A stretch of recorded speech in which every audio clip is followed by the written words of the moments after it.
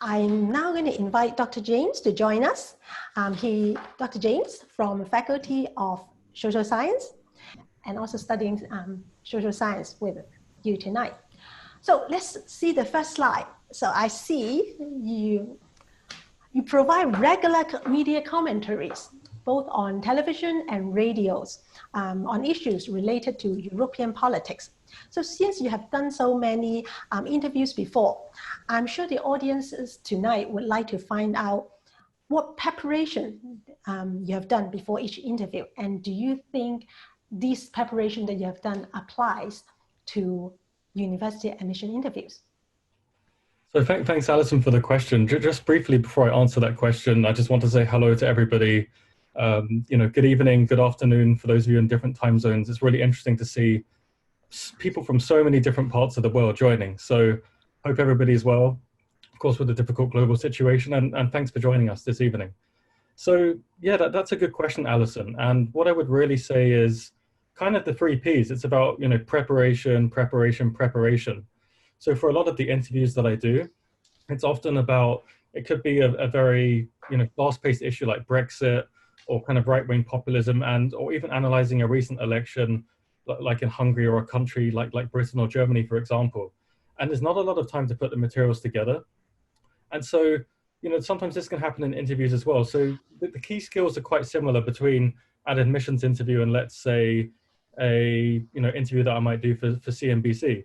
So in terms of admissions, you've got to, research the program, find out what the program offers, what courses do you want to take, and also the career prospects, of course, because that's a really important part after the program and the degree. And you've also got to, show your enthusiasm, your passion for the program. And this is important in an interview. You want to give off, positive energy. Just like, when I do a TV interview, I'll try to, look fairly calm, and at the same time, try and come across in a positive and a confident way. So really there's 3 main important tips. Number 1 is the background research. Number 2 is brainstorming the questions that the interviewer may ask. And then the third one is really about preparation, preparing your answers. And what I would say is remember the following pro tips. So for example, for admissions purposes, students will want to prepare a kind of short self-introduction. And this can include the reason for why you're applying to that program, and then also alongside your future career aspirations. So you really want to prepare as much as possible. It might sound quite obvious, but preparation, it's really the key for doing well. Exactly. So sometimes you'll be asked some very difficult or challenging question. How do you react to them? And do you have any tips for us?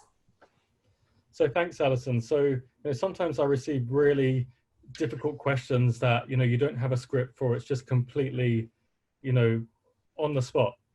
And so, for example, when I've been interviewing for CNBC or let's say for South China Morning Post, for example, on issues like Brexit, the negotiations are constantly changing. So that's why I'd say sometimes in an interview, it's really good to take a brief pause. You don't want to speak too slowly or too fast, but sometimes if you're trying to think of the answer, it's in your head, but you want to have a bit of a brief pause, try and relax your mind and focus. And remember that being nervous or nerves are completely normal. Actually, it shows a lot of the time if you're nervous at the beginning of the interview, you really want it and you really care. But of course, you don't want to be too nervous to the point that, it's going to kind of make you overcome. You want to try and conquer the nerves. So what I would say again is there's 3 kind of rough tips I would give for reacting to difficult questions that are very useful for admissions interviews. So again, the 3 Ps again, prepare thoroughly before each interview. And also with the preparation, try and prepare questions with friends or family members. It could be your mother, your father, even your siblings, questions which might be unexpected. So sometimes the interviewer wants to put you under pressure. So the second point here, they want to know how you might react when you come across, something that you're not familiar with. So be prepared for the unexpected as well. The interviewer is not just going to ask you about, your academic skills or your grades. They also want to know a bit about your extracurricular activities and also, how well-rounded you are as a human being overall. And the third one is about being humble. Of course, demonstrate your knowledge, demonstrate your skills, but at the same time, you want to remain a little bit humble. So you don't want to come across as kind of, too arrogant or let's say narcissistic. So it's really good to kind of, you know, be humble, and at the same time, you know, don't worry if a question comes up that you haven't prepared for. Again, take a brief pause and collect your thoughts, have a bit of time, and then you can answer the question as well. If you just rush in, of course, the answer might not be as good. So it's also good to have a brief think for a couple of seconds, even if it's 4 or 5 seconds. I would always say a brief pause is quite good. I totally agree with Dr. Dangs, because like in all university admission interviews, the interviewers do not expect you to know all the answers to every question. It's more of a process that for the interviewers to find out more about you and whether you're a good fit to the university. So one thing that I find that a lot of students that overlook in preparing for the interview is how to dress appropriately for an interview. So I would like to move on to our next poll. So what would you wear to an interview? So would you go for something very formal, or would you go for something smart casual, very casual, sportwear, or others? So formal, I mean like for boys, maybe suit and tie. Smart casual, something that you wear better than what you wear normally. Casual is something that you wear, you go down to the convenience store to buy something. Sportwear, I'm sure you understand. And for the others, if you want to share with us, you can type in the chat box. So I'll wait for you to, all of you to poll who want to type in a question. Okay, so most of you chose formal, and some chose smart casual, and some chose other. So that's great. Yes. Okay, so what is your suggestion, Dr. Dangs? So thanks everybody for just answering that poll and putting in the responses. It's interesting to see that, yeah, formal comes out as first, but there's, you know, a lot of students with kind of different ideas as well. So what I would say from my own personal experience is that it's better to, you know, dress up. So be more formal with your overall kind of attire or the, you know, the dress that you're going to wear. And I'd say this applies for both number one, face-to-face interviews, number two, Zoom or online interviews, whether it's on those online interviews or on Skype or Zoom, for example. You know, you want to kind of, you know, look confident and also look the part. So try and wear something smart that's more formal and also more presentable at the same time. But of course, you want to make yourself feel more comfortable. So I would say, you know, sometimes a suit jacket can be good, but you don't have to go too formal to the point that, you know, you're wearing a complete tie and everything. Just dress formally, number one, but also number two, you want to be comfortable. You know, you don't want to be wearing anything that's too stiff and you can't really move around. Of course, that sounds quite obvious, but you know, sometimes when you spend your whole time preparing for the interview, you don't necessarily, let's say, think about, you know, the formal type of wear that you would wear, for example. And the third one is again a bit of an obvious one, but I think it's an important one.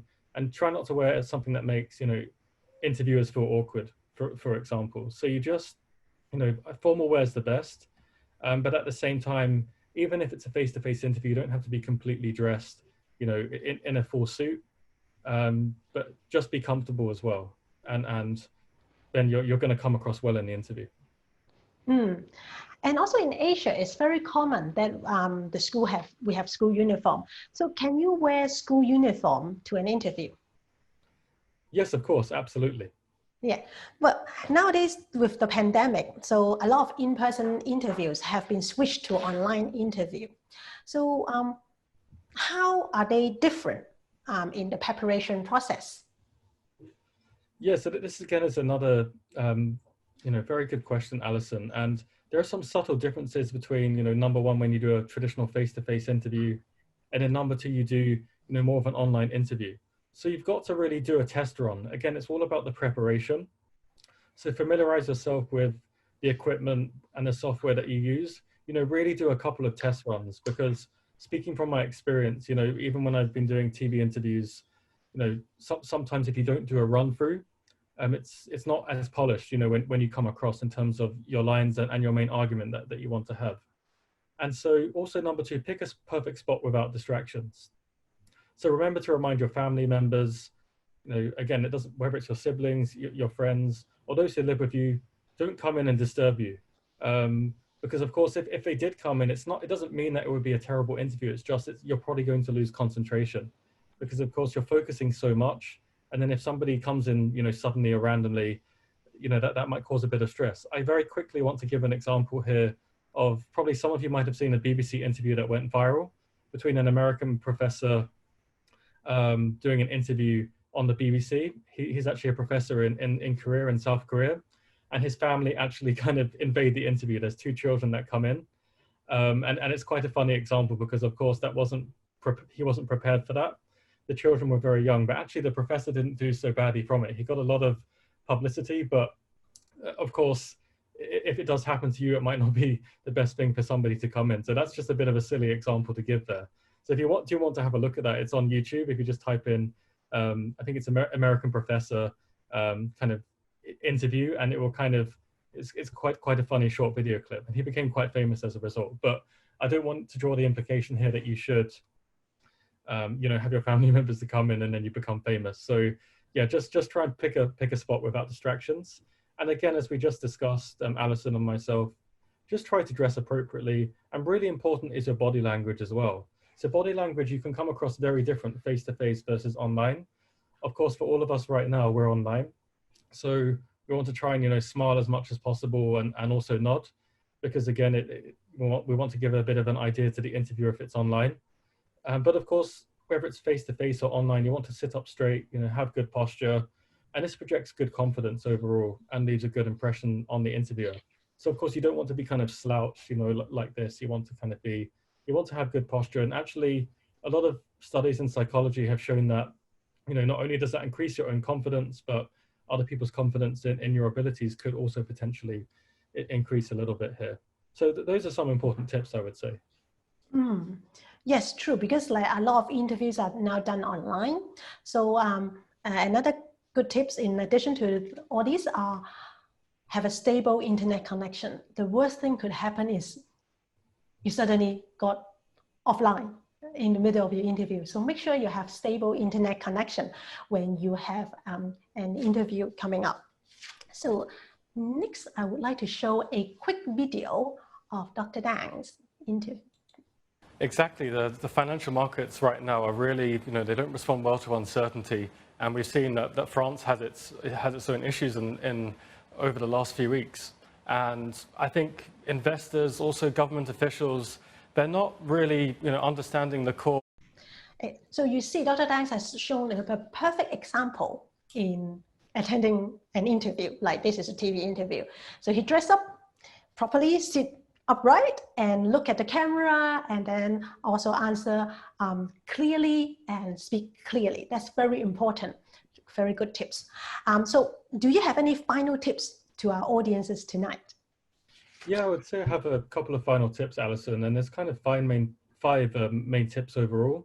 But actually, just watching that clip again reminds me that it's really important to have, a clear argument. You can't really see it from that short clip, but when you do a TV interview, for example, on the radio, you want to have a few sound bites. What I mean by sound bites is some clear arguments that you're going to make, and then you can expand these out within the interview. So the first important interview tip I would say is, how can you stand out? There are lots of other students going for interviews, applying perhaps for the same program. You've got to be as competitive as possible. So think about how you can stand out. Is there something unique about you, whether it's a grade or whether it's an extracurricular activity? You always want to try and think of, let's say, not a unique selling point exactly, but something unique about yourself. The second one might seem quite obvious to all of us here, but actually I've done countless admissions interviews where students have written their personal statements, let's say 3 or 4 months before, but they actually have forgotten, what they've actually written and what they said their hobbies were, their favorite subjects. So for example, I always like to ask students questions about their personal statement, just to quickly check that, that they're quite familiar with that information. So always check your documents, check your information. And again, leading on from that, link to that in number 3, is practice the interview with a friend or a family member and ask them to give you a comment. It doesn't have to be very mathematical or quantitative. They don't have to give you marks out of 10 or out of 5, but it's quite good for them to highlight, what was good about it, what are some improvements, are you speaking too fast, for example, do you need to take a bit of a pause? And that's something that I also tell myself, even right now, I'm telling myself, speak at a fairly decent pace. Don't speak too fast, even if you have, a lot of points or a lot of PowerPoint slides. And that's something for myself that I always like to keep telling myself, even though, I've been doing this for quite a few years now as well. The fourth one, again, is really important. Arrive early, let's say around 10 to 15 minutes early for a face-to-face interview. And the same would apply for an online internet interview, whether it's on Skype, Zoom, or another type of platform. Again, preparation really does win the day. Preparation is so important because if you can get there early, or, you log into Skype a bit earlier, you're prepared. And what you don't want to do is be really rushed. And if you come rushing, into an interview, then most likely your answers are going to come up as very rushed, and you might not exactly look confident, and it might not be very clear about why you want to study in that program. So of course you could, really want to study. You might be really passionate and enthusiastic about the program, and that might come across. But again, you don't want to get there late because you're rushing, and that also wouldn't, give a very good attitude perhaps about yourself. And so you don't want to undersell yourself. You want to highlight your strengths, your unique aspects, and also be confident and smile. But you don't have to smile all the time.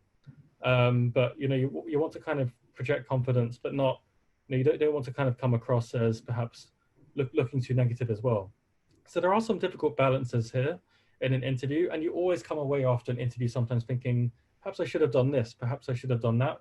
But the key to a successful interview is you don't need to outline every single piece of information about yourself. Go for the strongest points, and also prepare again for those unexpected questions that might be about the extracurricular activities or even about future career prospects. Or a question I often ask is simply, where do you see yourself in 10 years' time?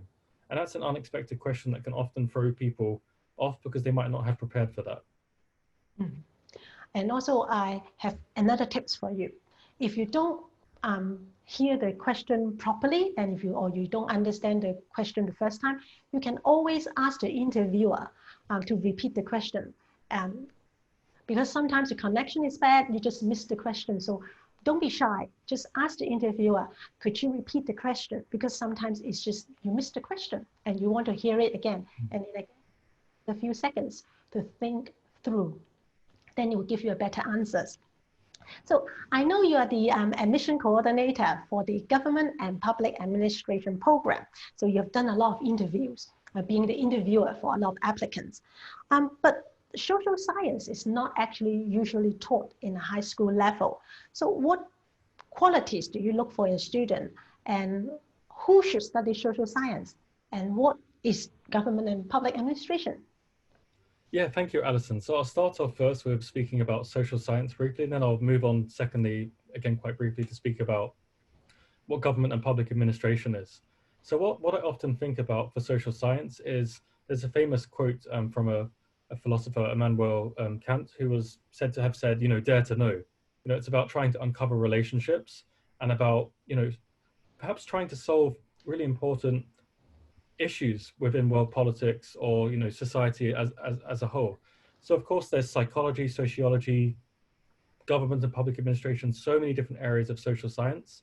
And so social science, really what it is, or what it boils down to, is the scientific study of human society and social relationships. So we try to understand more about our social behaviors as well as human relationships. And at the same time, we're trying to nurture, students' scientific thinking skills to understand and analyze different social issues. It could be issues like housing, for example, income inequality. And so we're trying to instill with them a number of key values. I think values is a key word here, such as social awareness, humanistic concerns. And so our students should essentially have multiple perspectives and possess empathetic understanding. So of course, we want them to be flexible and make appropriate decisions under different social situations. But our faculty overall, we welcome prospective students who care about society, possess, interdisciplinary visions, are curious and motivated about, how does the world work? How can we also improve the world? That's a really important issue when we're thinking about COVID-19 and the pandemic that we're seeing in the world right now. Really important policy issue and social science issue in general, and being motivated to learn. And we also want you to have a strong desire in social sciences to achieve and contribute to society, to also give back to society. It's also about, essentially, we love students that care about society, possess this interdisciplinary vision, and are curious and motivated, and number 4, the desire to achieve. So social sciences is a bit different because at high school, you don't tend to study social sciences. And so when you come to university, for example, let's say the Chinese University of Hong Kong, to the Faculty of Social Sciences, you'll see that there's so many different areas that you could study. So within government and public administration, we have what's called political science. That could be the study of elections, voting. Public administration is more about, budgeting, policies, bureaucracy. Again, really important wheels or machinery of the overall government. And the third one is international relations. Could be global businesses, international NGOs. And so some of our alumni in GPA, they work as politicians in Hong Kong, overseas, abroad for government, non-governmental organizations, international organizations. And also, if you study social sciences or political science, for example, you don't necessarily just have to have a career in politics or, as a social worker. There's many graduates who go on to work in business and finance as well. So I think that's quite an important point. And very briefly about our Department of Government and Public Administration, or I'll shorten it to GPA. Our GPA department, students can enjoy and learn a lot from our department. And what you actually find is we have so many different, subjects that you can study overall. This is actually our 50th year anniversary this year for our department, so it's quite a historical event that we're going to have in October. And you can study Greater China Studies, statistics and data analysis, which might seem a little bit strange, but econometrics are quite important skills. For example, if you want to work as a policymaker or even in a government in the future, you need to be numerate and you need to have skills. That doesn't have to be advanced, but it's some important skills. Then political theory, comparative politics, international relations, political economy, again, that's the economic side. Miles is obviously, it's going to be very interesting to share on that a little bit as well. And then public administration and public policy as well. So there's so many different areas within the social sciences and GPA that you can study. And actually all of the social sciences are somewhat interlinked. And this is not always, known by prospective students, but there's a lot of linkages between economics, sociology, for example, psychology, and even government and public administration. And that's quite exciting because that's why we're interdisciplinary, the overall faculty. Wow, exciting. That's a very exciting to hear what social science is. So if you want to find out more information on Faculty of Social Science and all the different programs that we have to offer, it's time to use the screen capture function on the phone to capture all this useful website. We will also share this website web link in the chat box so you can say and copy and save them down and look up all the different programs and all the different introduction. So thank you, Dr. Dangs, for your great sharing.